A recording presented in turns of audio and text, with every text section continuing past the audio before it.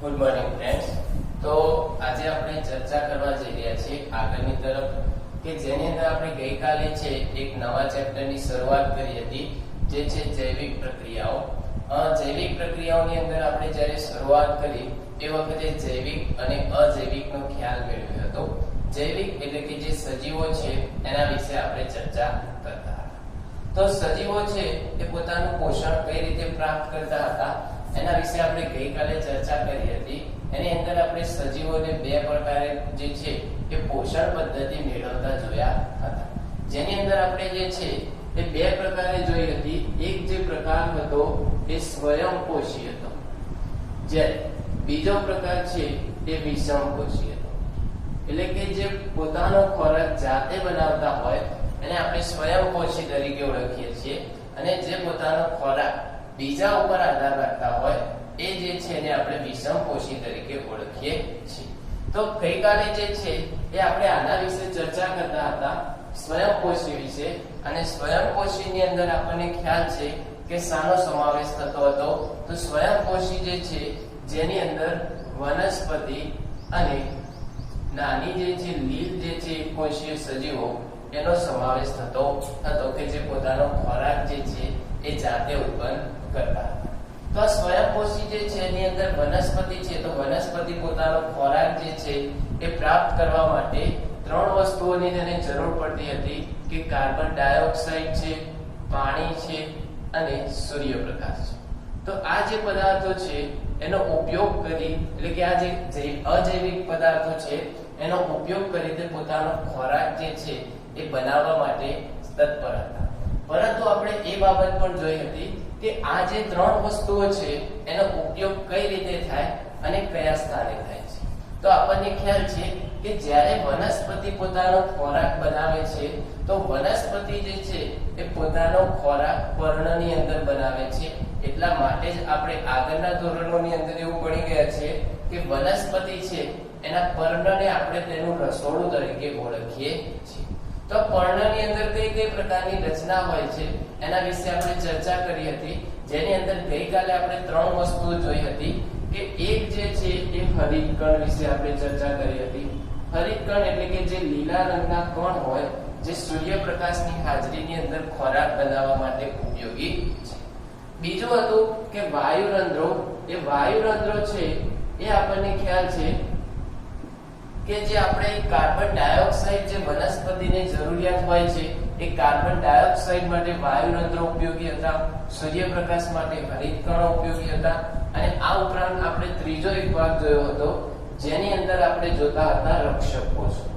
આ દરેકના જે છે એને આપણે આકૃતિ સહિત દર્શાવેલા હતા કે હરિતકણ જે છે એ આ રીતે એની આજુબાજુ એક મીણનું આવરણ હતું, અને આ મીણની આવરણની આજુબાજુ આ રીતે એક લીલા રંગના કણ જે છે એ આપણને જોવા મળતા હતા, જેને આપણે હરિતકણ તરીકે ઓળખીએ છીએ. આ ઉપરાંત આપણે વાયુરંધ્રો વિશે ચર્ચા કરી હતી. તો વાયુરંધ્રો છે એ આપણને આ સ્વરૂપે જોવા મળે છે. આ જે વાયુરંધ્રો હોય છે એ જ્યારે ખુલે છે ત્યારે એની અંદરથી કાર્બન ડાયોક્સાઇડ જે છે એ અંદરની તરફ પ્રવેશ કરે છે. તો આ જે છે એના વિશે આપણે ચર્ચા કરી હતી. આ જે અંગો છે આપણા માટે ખૂબ જ ઉપયોગી છે કે જેથી કરીને વનસ્પતિ છે એ પોતાનો ખોરાક જાતે બનાવશે. તો અહીંયા આગળ આપણે એક પ્રવૃત્તિ જોવી છે કે પ્રવૃત્તિની અંદર આપણે સૌ પહેલા જે છે એ હરિતકણ છે એ હરિતકણ ખોરાક બનાવવા માટે કઈ રીતે ઉપયોગી છે એ માટેની આપણે એક પ્રવૃત્તિ વિશે ચર્ચા કરવી છે. તો જો એ પ્રવૃત્તિની આપણે ચર્ચા કરીએ તો એ પ્રવૃત્તિ જે છે એ આપણે જોઈશું કે જેની અંદર હરિતકણ જે છે એ હરિતકણ પોતાનો ખોરાક બનાવવા માટે જે વનસ્પતિ છે એને કઈ રીતે મદદ કરે છે એના વિશે આપણે ચર્ચા કરવી છે. તો આપણે જે છે એક રંગબેરંગી પર્ણોવાળી એક વનસ્પતિ લેવાની છે.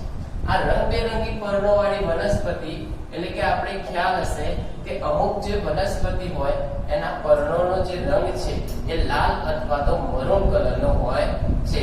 તો આવી રંગીન જે છે એ રંગીન પર્ણવાળી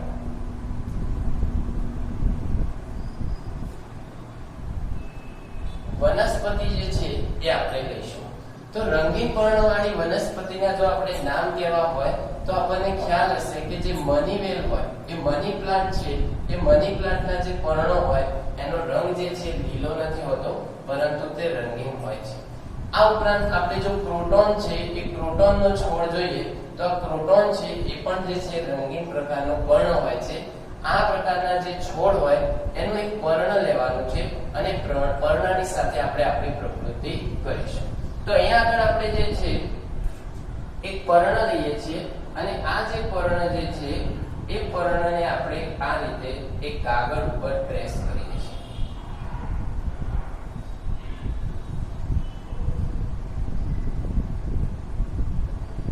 હવે આપણે એ બાબતનું ધ્યાન રાખવાનું છે કે આ જે વનસ્પતિનો જે છોડ હોય એ છોડને આપણે આશરે 3 દિવસ સુધી અંધારા ભાગની અંદર એટલે બંધ ઓરડાની અંદર મૂકવાનો છે.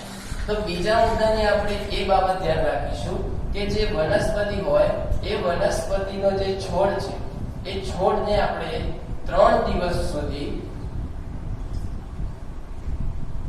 અંધારા ઓરડાની અંદર આપણે રાખીશું.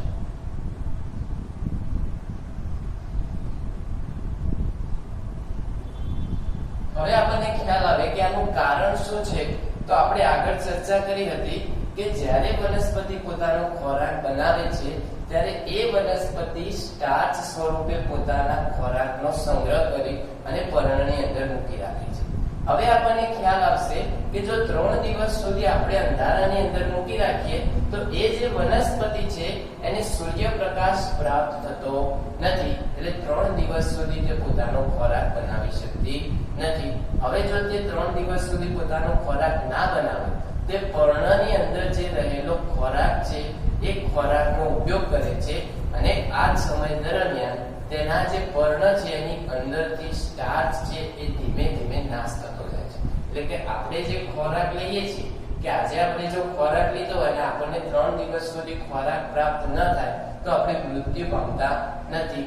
કારણ શું કે આપણા શરીરની અંદર જે ઊર્જા રહેલી હોય એ ઊર્જા આપણે બીજા 3 દિવસ સુધી વાપરી શકીએ. પરંતુ જેમ જેમ દિવસ જતા જાય તેમ તેમ આપણા શરીરની અંદર ઊર્જા ઓછી થતી જાય અને આપણે પછી જે છે એ ખોરાકની જરૂરિયાત અનુભવીએ છીએ. તો વનસ્પતિની અંદર પણ એ જ પ્રકાર હોય છે કે 3 દિવસ સુધી એને આપણે અંધારામાં મૂકી રાખીશું એટલે હરિતકણ જે છે પોતાનો ખોરાક બનાવશે નહીં અને એને જે ખોરાક બનાવેલો હશે સ્ટાર્ચ સ્વરૂપે એ બધો નાશ પામશે અને ખોરાક જે છે સંપૂર્ણતઃ તેની અંદર પૂર્ણ થઈ જશે, એટલે ભેગો કરેલો ખોરાક વપરાઈ જશે. હવે આપણે એ 3 દિવસ પછી આ જે છોડ છે એને ફરી પાછું સૂર્યપ્રકાશની અંદર બહાર લાવવાનો છે અને એને સૂર્યપ્રકાશની અંદર લાવવાના. તો એને સૂર્યપ્રકાશની અંદર 6 કલાક સુધી આપણે મૂકી રાખીશું. તો 6 કલાક સુધી આપણે એને મૂકી રાખીએ છીએ તો એની અંદર આપણને ખ્યાલ આવશે કે હવે જ્યારે આપણે એને સૂર્યપ્રકાશની હાજરીમાં લાવ્યા છીએ ત્યારે એની અંદર જે છે એ કોઈક જગ્યાએ જ્યાં આગળ હરિત કણો હશે ત્યાં આગળ ખોરાક જે છે એ ઉત્પન્ન થશે. એટલે આપણને જો આ હરિત કણો હોય એ હરિતકણની અંદર જે રંગીન પર્ણ હોય એ રંગીન પર્ણની અંદર હરિતકણ કઈ રીતે ઓળખી શકાય? તો હરિતકણ એટલે કે લીલો રંગ જ્યાં આગળ આપણને ભાગ જે છે લીલા રંગનો દેખાય એ ભાગને આપણે ટ્રેસ કરીશું, એટલે કે એને આપણે દર્શાવીશું. તો ધારો કે આ જે આપણું પર્ણ હોય તો આ પર્ણની અંદર આપણે જે છે આ ભાગની અંદર હરિતકણ જોવા મળે તો એ ભાગની અંદર આપણે આ રીતની ડિઝાઇન બનાવીશું જેથી કરીને આપણને ખ્યાલ આવશે કે કયા કયા ભાગની અંદર હરિતકણ રહેલો છે. કારણ કે આપણે રંગીન પર્ણ લેવું છે. શા માટે? કારણ કે જો આપણે લીલા રંગનું પર્ણ લઈએ તો એની અંદર દરેક ભાગની અંદર હરિતકણ હોય છે, જ્યારે રંગીન છે તો એની અંદર જે ભાગની અંદર હરિતકણ છે એને આપણે સ્ટ્રેસ કર્યો. એટલે જ્યારે આપણે આ 6 કલાક સુધી સૂર્યપ્રકાશની અંદર હાજરીમાં લાવીશું એટલે જે આખા પર્ણની અંદર જે ખોરાકનો સંગ્રહ થયો એ તો 3 દિવસની અંદર વપરાઈ ગયો. હવે જ્યારે એને આપણે 6 કલાક માટે લાવીશું તો એ વખતે ખોરાક બનવાનું શરૂ થશે, પણ કયા વિસ્તારમાં? તો જ્યાં આગળ હરિતકણ રહેલા હશે એ વિસ્તારની અંદર ખોરાક જે છે એ બનવાની શરૂઆત થશે અને પછી આખા પર્ણની અંદર જશે. પરંતુ આપણે એ પહેલા સૂર્યપ્રકાશમાંથી એને લઈ લઈએ છીએ. હવે આપણે આગળની પ્રક્રિયાની અંદર એ કરવાનું છે કે આ જે પર્ણ છે એ પર્ણને તોડીને એને આપણે આલ્કોહોલ એટલે કે જે ઇથેનોલ અથવા તો મિથેનોલ હોય એની અંદર આ પર્ણને ઉકાળવાનું છે, એટલે કે ખૂબ જ ગરમ કરવાનું છે. તો આ જે પર્ણ છે એને આલ્કોહોલની અંદર ગરમ કરવાનું છે અને ગરમ કરવાથી આ જે આલ્કોહોલ છે એના રંગની અંદર ફેરફાર થાય છે અને કયા રંગની અંદર જે ફેરફાર થાય એ વખતે એની અંદર રંગની અંદર કયા રંગનો ફેરફાર થાય છે એ આપણે જોવાનું છે. તો જે આલ્કોહોલના બીકરની અંદર આપણે જે છે એ ઉપયોગ કરીએ છીએ, પર્ણને આપણે જ્યારે ગરમ કરીએ છીએ ત્યારે આ પર્ણની અંદર રહેલા જે હરિતકણ હોય એ હરિતકણ જે છે છૂટા પડે છે અને હરિતકણ છૂટા પડી અને આ આલ્કોહોલની અંદર જોડાય છે અને જો આ હરિતકણ છૂટા પડી આલ્કોહોલની અંદર આવે તો આ જે દ્રાવણ છે એનો લીલો રંગ આપણને જોવા મળે છે. એટલે હવે જે છે એ આપણા પર્ણની અંદરથી આપણે જે હરિતકણ છે એ દૂર કરી દીધા છે. હવે આપણે શું કરવાનું છે તો આ જે પર્ણ છે એને બહાર લાવી અને તેને આપણે આયોડિનના દ્રાવણની અંદર ઉમેરવાનું છે. તો જ્યારે આપણે આ પર્ણ જે છે એ આયોડિનના દ્રાવણની અંદર લાવીશું તો એ જે પ્રક્રિયા થઈ અને આ જે પર્ણ છે એની અંદર આપણને થોડો ફેરફાર જોવા મળશે. કયો ફેરફાર જોવા મળશે તો આપણે જે છે જે ભાગની અંદર આ હરિતકણોને સ્ટ્રેસ કરેલા હતા એ ભાગ જે છે એ આપણને લીલો રંગ પ્રાપ્ત થયો હતો, એ ભાગની અંદર હવે આપણને જાંબલી રંગ પ્રાપ્ત થશે. તો આ જે પ્રવૃત્તિ છે એના આધારે આપણે કહી શકીએ કે આવું શા માટે બને છે. તો આપણને ખ્યાલ આવવો જોઈએ કે સૌ પહેલા જ્યારે આપણે પ્રવૃત્તિ કરી એ વખતે વનસ્પતિના છોડને 3 દિવસ સુધી અંધારામાં મૂક્યો, એટલે એ જે પર્ણ છે એનો સંપૂર્ણ ખોરાક વપરાઈ ગયો. ત્યારબાદ એને આપણે 6 કલાક સુધી બહાર સૂર્યપ્રકાશની અંદર મૂકીએ, એટલે જો આગળ હરિતકણ હશે ત્યાં આગળ જ એનો ખોરાક બનશે, બીજા વિસ્તારની અંદર નહીં બને. એટલે આપણે જે હરિતકણ છે એ આટલા ભાગની અંદર હતો એ આપણે સ્ટ્રેસ કર્યો અને ત્યારબાદ આપણે જોઈએ તો એ હરિતકણને આપણે દૂર કરી દીધા અને એને પછી આયોડિનના દ્રાવણની અંદર મૂક્યું. તો આયોડિનનું દ્રાવણ છે એ શું કરે છે તો એ જે છે એ સ્ટાર્ચની ઓળખ કરે છે. સ્ટાર્ચ એટલે કે જે વનસ્પતિ દ્વારા બનાવેલો જે ખોરાક હોય એ સ્ટાર્ચ છે જ્યારે આયોડિનના દ્રાવણ સાથે મિશ્ર કરવામાં આવે એટલે એનો રંગ જે છે જાંબલી જોવા મળે છે. એટલે આપણને ખ્યાલ આવી જશે કે જ્યાં આગળ હરિતકણ હતા ત્યાં જ ખોરાક બનશે, એટલા માટે ત્યાં આગળ સ્ટાર્ચ ભેગો થશે અને એટલો જ વિસ્તાર જાંબલી રંગનો થાય છે. તો આપણે આ પ્રક્રિયાના આધારે એવું કહી શકીએ કે વનસ્પતિને કાર્બન ડાયોક્સાઇડ, પાણી અને સૂર્યપ્રકાશની હાજરીના કારણે જે ખોરાક બનાવે છે એની અંદર હરિતકણ જે છે ખૂબ જ ઉપયોગી ઘટક છે. જો આ હરિતકણ ના હોય તો અહીંયા આપણે સ્ટાર્ચ બનત નહીં. એટલે આપણો જે પહેલો ઘટક છે કે જેના વિશે આપણે ચર્ચા કરી હરિતકણ, એ હરિતકણ વનસ્પતિને ખોરાક બનાવવા માટે ખૂબ જ ઉપયોગી છે. તો હરિતકણ જે છે આ રીતે ઉપયોગી છે. હવે આપણે એક બીજી પ્રક્રિયા જોઈ છે કે જે આપણે ગઈકાલે હતી પણ આપણે એના વિશે ચર્ચા નહોતી કરી કે જે વનસ્પતિ છે એ ખોરાક કયા કયા તબક્કામાં બનાવે છે. તો વનસ્પતિ જે છે એ પોતાનો ખોરાક જે છે જુદા જુદા તબક્કાની અંદર બનાવે છે. કે જે હરિતકણ હોય એ હરિતકણ જે છે એ જ્યારે પ્રક્રિયા કરે એટલે કે જ્યારે સૂર્યપ્રકાશ છે એ વનસ્પતિના પર્ણો ઉપર પડે છે ત્યારે હરિતકણ જે છે એ હરિતકણની અંદર પ્રક્રિયા થાય છે અને હરિતકણ સૌ પહેલા સૂર્યપ્રકાશનું શોષણ કરે છે.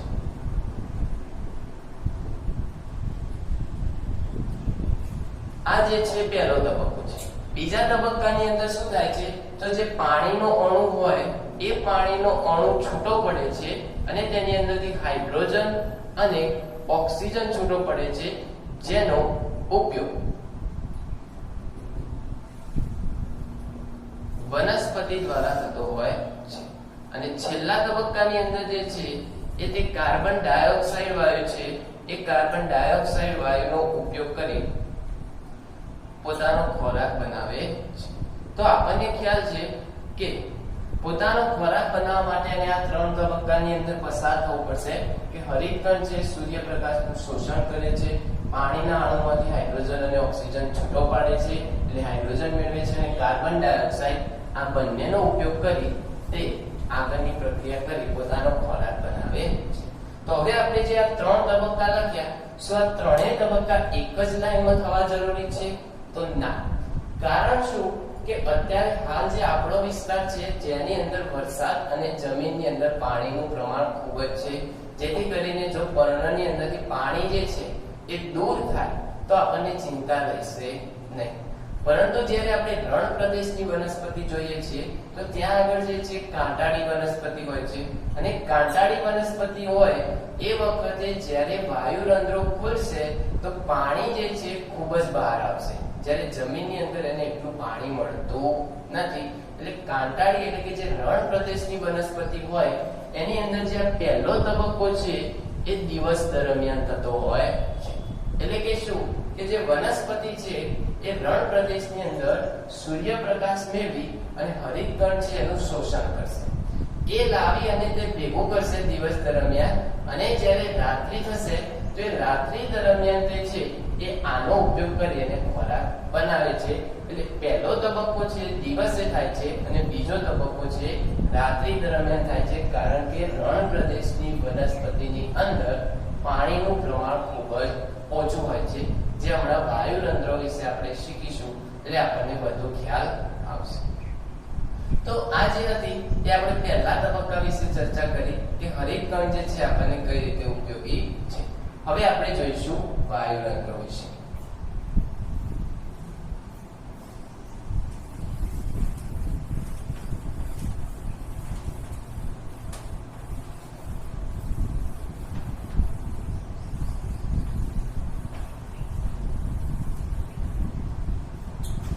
તો અહીંયા આગળ આપણે જે છે એ બીજા તબક્કાની જે છે ચર્ચા કરવી છે, જેની અંદર આપણે ચર્ચા કરીશું વાયુરંધ્રો વિશે. તો વાયુરંધ્રો એટલે કે જે એક હવાનું એક છિદ્ર હોય છે પર્ણ ઉપર, જેની અંદરથી હવા જે છે એ અંદર અથવા તો બહારની તરફ પ્રવેશ કરી શકે છે.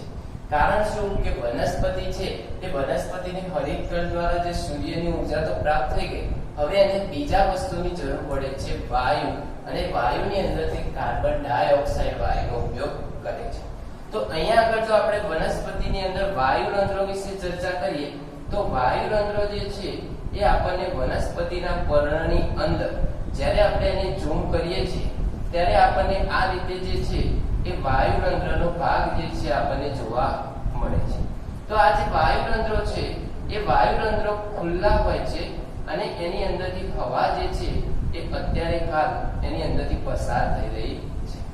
જ્યારે હવા જે છે અંદર જતી રહે છે ત્યારે આ વાયુરંધ્રો છે એ બંધ થઈ જાય છે, અને એની સપાટી જે છે એ સંપૂર્ણપણે લોક થઈ જાય છે. કારણ શું? કારણ કે જ્યારે આ વાયુરંધ્રો ખુલ્લા હોય ત્યારે તેની અંદરથી જે છે એ વનસ્પતિની અંદરથી જે પાણી જે છે એ બહાર નીકળે છે. તો એ આપણે સમજીશું. તો અહીંયા આગળ જે છે અમુક પ્રકારના રક્ષક કોષો હોય કે જે અંદર અને બહાર આવતા પદાર્થોનું નિયમન કરે છે. તો આ વાયુરંધ્રો છે એ વાયુરંધ્રોની અંદર રક્ષક કોષો આવેલા હોય છે, જેથી કરીને તે અંદર જે પદાર્થ આવે છે એનું નિયમન કરે છે. આ જે છે એ એની ખુલ્લી અવસ્થા છે, અને આ જે છે એની બંધ અવસ્થા છે. કે જ્યારે વાયુ અંદર જતો હોય ત્યારે આ જે છે ખુલ્લો ભાગ હોય છે, અને જ્યારે વાયુ જે છે અંદર પ્રવેશ ન લેવાનો હોય ત્યારે આ વાયુરંધ્રો બંધ થઈ જાય છે. તો હવે આપણે એ સમજીશું કે આ વાયુરંધ્રો જે છે ખુલે છે ક્યારે?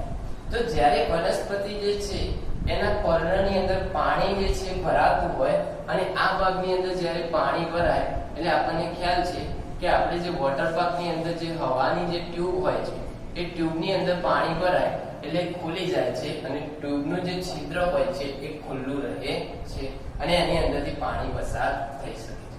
તો અહીંયા આગળ છે એ આ ભાગની અંદર પાણી ભરાઈ જાય એટલે આ ભાગ જે છે ખુલે છે. આ ભાગ જ્યારે ખુલે એટલે જે છિદ્ર હોય એ છિદ્રની અંદરથી જે છે એ પાણી જે છે બહાર નીકળે છે, અને જ્યારે પાણી બહાર નીકળશે એટલે જે વાતાવરણની જે હવા હશે એ હવા એની અંદર પ્રવેશશે.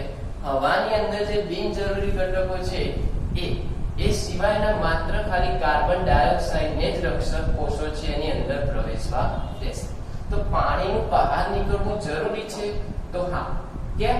કારણ કે જે અહીંયા આગળ જે છે એ નિયમ જે છે લાગુ પડે છે કે જ્યારે આપણે કોઈ નાના બાળકને દવા પીવડાવી હોય તો એની જે ડ્રોપ હોય એ ડ્રોપને આપણે દબાવીએ છીએ એટલે બધી હવા જે છે બહાર જાય છે અને પછી એને દવાની અંદર મૂકીએ એટલે દબાણના કારણે જે છે એ પ્રવાહી જે છે અંદર આવે છે એટલે જ્યારે કોઈ વસ્તુ બહાર જશે ત્યારે જ બહારની વસ્તુ અંદર આવશે. આ શૂન્ય અવકાશની અંદર પ્રક્રિયા થતી હોય છે. તો પાણી જે છે બહાર આવે છે ત્યારે કાર્બન ડાયોક્સાઇડ અંદર થાય છે એટલે વાયુરંધ્રો છે એ જ્યારે હવાની અંદર રહેલો કાર્બન ડાયોક્સાઇડ એને પોતાના શરીરની અંદર દાખલ કરવો હોય તો એ સમયે એને પાણીના અણુઓ બહાર કાઢવા પડશે. એટલે વધુ પાણીનો વ્યય ના થાય એટલા માટે જ્યારે હવાની જરૂરિયાત પૂરી થઈ જાય એ વખતે આ વાયુરંધ્રો છે એનો છિદ્ર છે બંધ થઈ જતું હોય છે. તો હવે આપણે સમજી શકીએ કે ભાઈ જે રણ પ્રદેશની વનસ્પતિ હોય એની અંદર જે આ પ્રક્રિયા છે રાત્રિ દરમિયાન શા માટે થાય છે? કારણ કે જો હરિતકણ દિવસે સૂર્યપ્રકાશનું શોષણ કરી અને જો એના એ વખતે ખોરાક બનાવવા જાય તો વાયુરંધ્રોને હવા લેવા બહાર આવવું પડે. આ હવા બહાર લેવા જો આવશે તો એને ખુલવા માટે પાણીના અણુને બહાર આવવું પડશે અને રણ પ્રદેશની અંદર જો તડકાનું પ્રમાણ ખૂબ જ વધારે હોય એટલે આ પાણી ખૂબ જ વધારે બહાર આવશે એટલે જમીનની અંદરથી એટલું પાણી તેને પ્રાપ્ત થતું નથી. એટલે આ જે પ્રક્રિયા છે એ રણ પ્રદેશની વનસ્પતિની અંદર રાત્રિ દરમિયાન થતી હોય છે. તો અહીંયા આગળ આપણે જે છે એ વાયુરંધ્રો અને હરિતકણો એ બે વિશે ચર્ચા કરી અને એ જે છે વનસ્પતિને ખોરાક બનાવવા માટે કઈ રીતે ઉપયોગી થાય છે એના વિશે આપણે ચર્ચા કરી. તો અહીંયા આગળ આપણે આજે છે એ બે ટોપિક વિશે ચર્ચા કરી છે અને અહીંયા આગળ આપણો પાર્ટ 2 છે એ આપણે પૂરો કરી શકીએ છીએ. અને હવે તમારે બાબતનું ધ્યાન રાખવાનું છે કે હવે જે છે આપણે ઘણા બધા પાર્ટ પૂરા કરી દીધેલા છે તો આપણે જે છે આપણા મિત્રોને અને જે વિડીયો હોય એ વિડીયોને લાઈક કરો, શેર કરો અને ચેનલને સબસ્ક્રાઇબ કરી અને જો તમારા આજુબાજુના વિસ્તારની અંદર કોઈ રહેતું હોય તેમને પણ આ લિંક જે છે પ્રોવાઈડ કરો જેથી કરીને તેમને પણ એનો લાભ મળે.